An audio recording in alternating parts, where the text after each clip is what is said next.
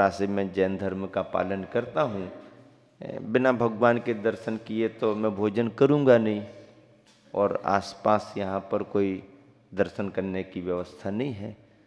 तो उन्होंने कहा आसपास पता लगाओ, कहीं पर कुछ हो तो दर्शन हो जाएंगे, भोजन करो। मंत्री जी को जानकारी थी और उन्होंने कुछ ऐसा ही प्रसंग बनाया कि राजा के ख्याल में वो बात जाए। तो उन्होंने कहा राजन, कामठी के पास रामटेक है, और रामटेक में ऐसा सुना है कि एक बड़ी शांतिनाथ भगवान की प्रतिमा है, जो उस समय क्षेत्र जैसी कोई स्थिति नहीं थी, जंगल में पड़ी हुई है, ऐसा मुझे समाचार मिला है। तो उन्होंने कहा कि यदि ऐसा है तो हाथी अभी फ्री है, खाली है, आप लेकर के महाबत को चले जाओ, दर्शन करके वापस आ जाओ। राजा साहब ने तो कह दिया। मंत्री भी यही चाहते थे कि जाने और देखने का अवसर मिले। पूछते पूछते जो जंगलों में आने जाने वाले लोग, परिचित लोग थे, उनके माध्यम से गए और वो मूर्ति वहाँ पर ऐसे ही लेटी हुई मिल गई। उन्होंने उस मूर्ति के दर्शन किए और भाव किया कि मैं इस मूर्ति के लिए स्थापित कराऊंगा आदि आदि। आकर के भोजन तो किया, पर राजा को निवेदन किया ऐसा ऐसा हमारा भाव है, इसमें आपका सहयोग संरक्षण मिलना चाहिए। राजा भी उदार मना था और उसने कहा कि मूर्ति को स्थापित करने में जो भी प्रयास हो आप प्रारंभ कराएं, हमारा सहयोग रहेगा। वह स्थान रामटेक का इसलिए भी महत्वपूर्ण माना गया है क्योंकि देशभूषण कुलभूषण मुनि महाराज जी जो हुए हैं, कुंथलगिरी से सिद्ध क्षेत्र जहाँ जिन्होंने निर्वाण प्राप्त किया है कुंथलगिरी से, तो उनको केवल ज्ञान इस वर्तमान के रामटेक स्थान से हुआ है। यह पहले पुराने इतिहास में कहें पद्म पुराण के उल्लेख के अनुसार मैंने अध्ययन किया, छानबीन की, मुझे मिला भी, तो ये वंशगिरी के नाम से पहाड़ी जानी जाती थी। वंशगिरी, वंशगिरी के नाम का उल्लेख पद्म पुराण में है। और वंशगिरी रामचंद्र जी के जंगल प्रवास के कारण, जब रामचंद्र जी का वहाँ पर प्रवास हुआ, रुकना हुआ, तो वह वंशगिरी रामचंद्र जी के रुकने से रामगिरी के नाम से प्रसिद्ध हुई। बांसों की बहुत सारी झुरमुट होने के कारण उस पहाड़ी पर्वतमाला का नाम वंशगिरी था। इस वंशगिरी की पहाड़ी पर दोनों मुनि महाराज विहार करते हुए आए और देशभूषण कुलभूषण मुनि महाराज वहाँ पर ध्यान के लिए ध्यानस्थ हुए, खड़गासन में ध्यान किया। पूर्व जन्म का कोई बैरी देव उन पर बहुत घोर उपसर्ग कर रहा था। वनवास के काल में जब रात्रि विश्राम होने का समय रामचंद्र जी का उसी पहाड़ी के निकट आया, तो गांव के लोग गांव छोड़ छोड़ करके दूसरे गांव जा रहे थे। पूछने पर मालूम चला रात में बहुत भयानक आवाज़ होती हैं, डर लगता है, इसलिए रात को इस गांव को छोड़ करके हम लोग चले जाते, दिन में वापस आ जाते हैं। क्या होता होगा, कैसा होता होगा, क्यों होता होगा, ऐसा राम लक्ष्मण सीता वहीं पर रुके और जिज्ञासावश पहाड़ी पर गए कि देखें क्यों क्या होता है। जब उन्होंने भयंकर आवाज़ें, गर्जनाएँ आदि आदि देखी तो बहुत अच्छे से, बहुत ध्यान से देखा कि आखिर बात क्या है। तो वहाँ दो मुनि महाराज ध्यान करते हुए दिखे। तब ख्याल में आया, ओहो, इन मुनियों पर कोई उपसर्ग कर रहा है, इस उपसर्ग का निवारण करना चाहिए। और राम लक्ष्मण ने अपने प्रयास से, और चूंकि नारायण प्रति नारायण का उनका पुण्य था, तो उनके पुण्य प्रताप से वह जो भी व्यंतर आदि दैत्य आदि रहा वह परास्त हुआ और वहाँ से उपसर्ग छोड़ करके भाग गया। उपसर्ग निवारण हुआ ही था कि उसी समय दोनों मुनि महाराजों को केवल ज्ञान हुआ। तो केवल ज्ञान स्थली वंशगिरी की पहाड़ी मानी जाती है, पद्म पुराण में उल्लेख है। रामचंद्र जी का प्रवास उस पहाड़ी पर रहा। गंधकुटी के निर्मित होने पर रामचंद्र जी ने ये सभी संदर्भ पूछे कि क्यों उपसर्ग हुआ, दोनों केवलियों के माध्यम से बात मालूम हुई, आदि आदि। बहुत समय निवास करने से, प्रवास होने से, चैत्यालयों का भी उस पहाड़ी पर निर्माण होने से फिर उस बंसगिरी पहाड़ी का नाम रामगिरी पड़ा। और वही रामगिरी धीरे धीरे आगे चल करके रामटेक के नाम से प्रसिद्ध है। जैन संस्कृति तो ऐसा कहती है, हिंदू संस्कृति के अनुसार भी कालिदास ने रामटेक, वर्तमान के रामटेक को रामगिरी के नाम से उल्लेखित किया है। जैनेतर विद्वानों ने भी इस रामटेक को रामगिरी के नाम से स्वीकार किया है और रामगिरी हमारे ग्रंथों में भी आई है।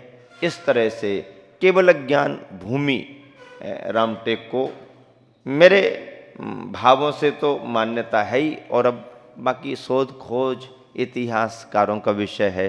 इस तरह से रामटेक का प्रवास आचार्य श्री का बहुत समय के बाद जब हुआ तो क्षेत्र निरंतर विकास को प्राप्त हुआ और आज तो रामटेक बहुत अच्छी स्थिति में है।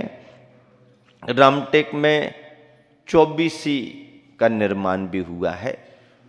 24सी के पंच कल्याणकों की योजना भी कमेटी के द्वारा बन रही थी। आचार्य श्री के चतुर्मास के बाद फिर और भी अवसर ऐसे आए जब समाज लाभ लेती रही। इसी के साथ में मेरे लिए भी कुछ निर्देश आचार्य श्री के बीच बीच में मिलते रहे। सन 2008 का चातुर्मास हमारा वाशिम में संपन्न होने के बाद जो आचार्य श्री ने विहार कराया, तो एक बड़े लक्ष्य को लेकर के विहार कराया। कुंथलगिरी क्षेत्र तक की चर्चा मैंने आपसे अपने विहार के संदर्भ में की थी। कुंथलगिरी देशभूषण कुलभूषण मुनि महाराज की निर्वाण स्थली है। वहाँ पहुँच करके हम लोगों ने अच्छे से वंदना की, कुछ दिन का प्रवास किया, आसपास के श्रद्धालुओं को धर्म लाभ दिया, कमेटी को मार्गदर्शन दिया और वहाँ से विहार किए। विहार करते करते जो आचार्य श्री का संकेत मिला वो अद्भुत भी था और आनंददायी भी था। महाराष्ट्र के उस भाग में ग्रीष्म काल में कुंभोज बाहुबली में एक बहुत बड़ा ज्ञान शिक्षण शिविर लगता था। उस ज्ञान शिक्षण शिविर में ग्रीष्मकालीन छुट्टियों का लाभ लेने के लिए बालक बालिकाएं तो तैयार रहते ही थे, गृहस्थ जन भी, श्रावक श्राविका उस शिविर का लाभ लेते थे। कुंभोज बाहुबली क्षेत्र एक बहुत बड़ा क्षेत्र है, गुरुकुल वहाँ पर चलता रहता है।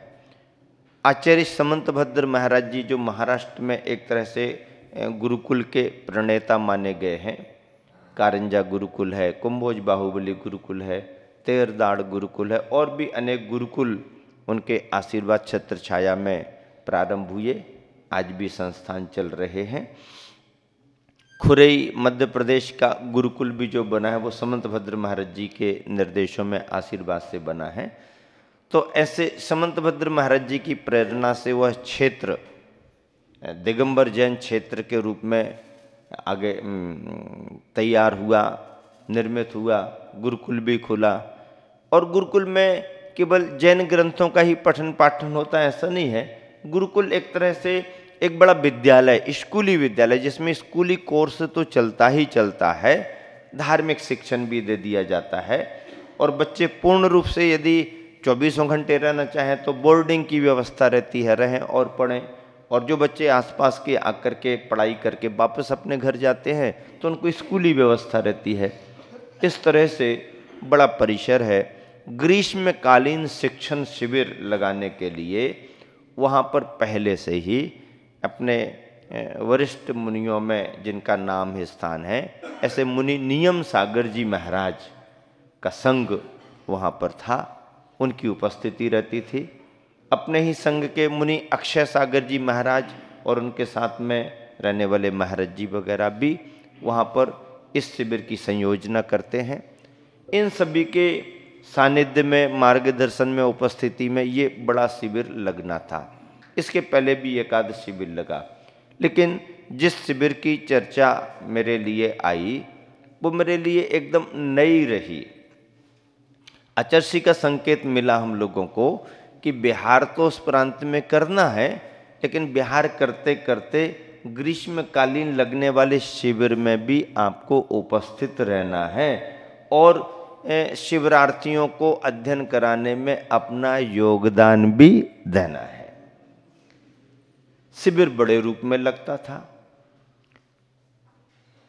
2 शिफ्टों में लगता था। महिला वर्ग और बालिका वर्ग का पहला ग्रुप केवल महिला वर्ग और बालिका वर्ग ही रहेंगे, उसमें पुरुष और बालक नहीं। ऐसा 10 दिन का पहला शिक्षण शिविर। फिर तुरंत ही जस्ट उसके बाद में पुरुष वर्ग और बालक वर्ग का शिविर लगता था। और मैं आपको क्या बताऊं, कितनी बड़ी संयोजना, कितने बड़े रूप में होगी, जिनके सुबह शाम के भोजन के प्रबंध से लेकर के आवास तक।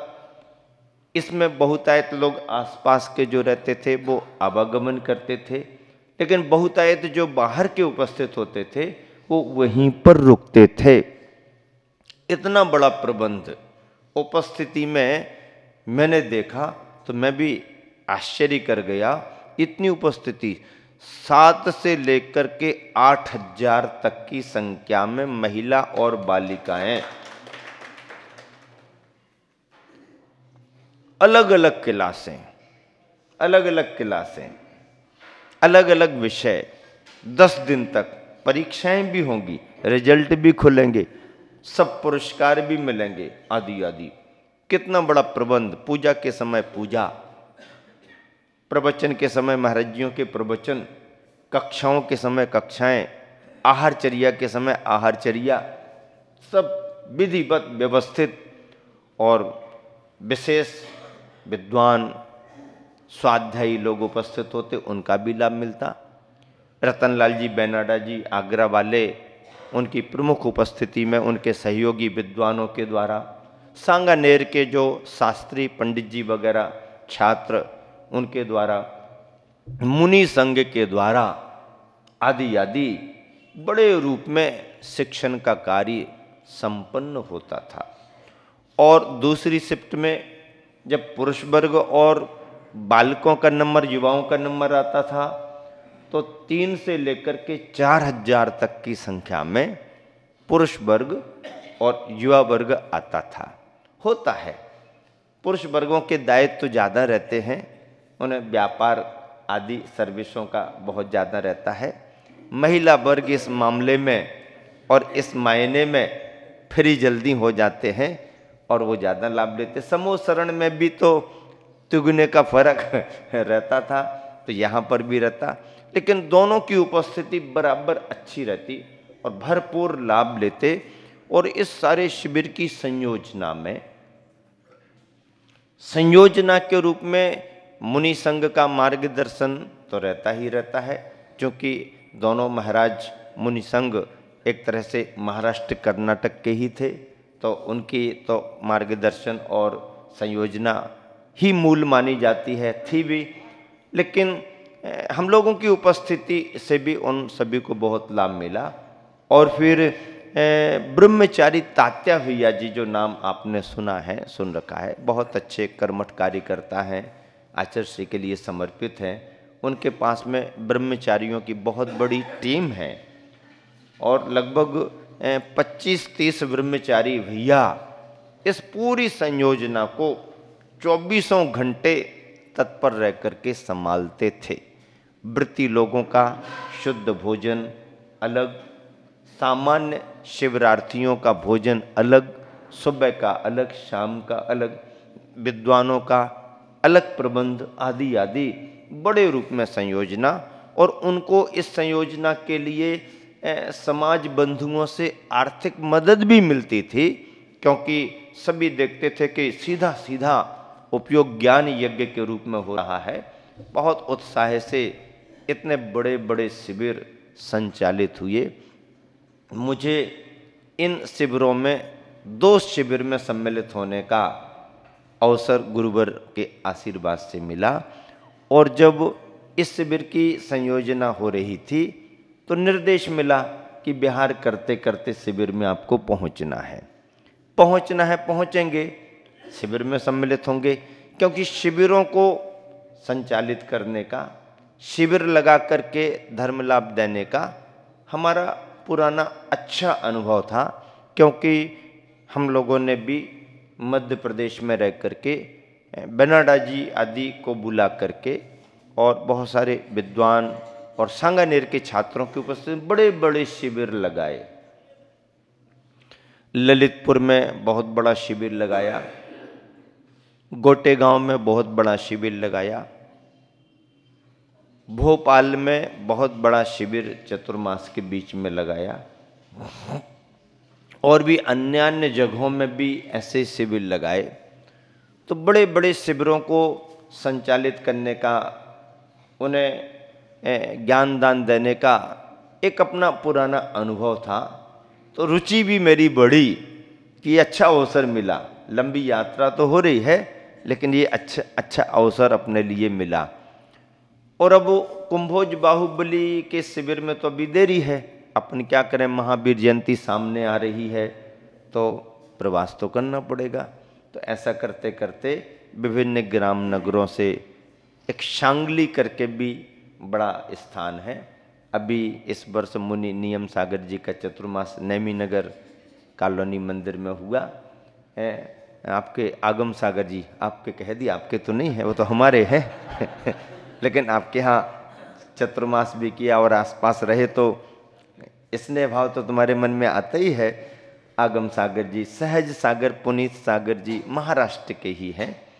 और दोनों के गाँव में हमारा बिहार भी हुआ और दोनों के घरों पर आहार दान का योग भी बना और बनाते भी हम लोग। ऐसे घरों में विधि लेकर के नहीं जाते हैं, उस घर का चौका लगना ही हमारी विधि होती है क्योंकि ऐसा महत्व तो रहता है। निर्ग्रंथ मुनि दीक्षा किसी परिवार से किसी की हुई हो, उस परिवार को श्रेय जाता है और हम लोग ऐसा भाव रखते ही हैं।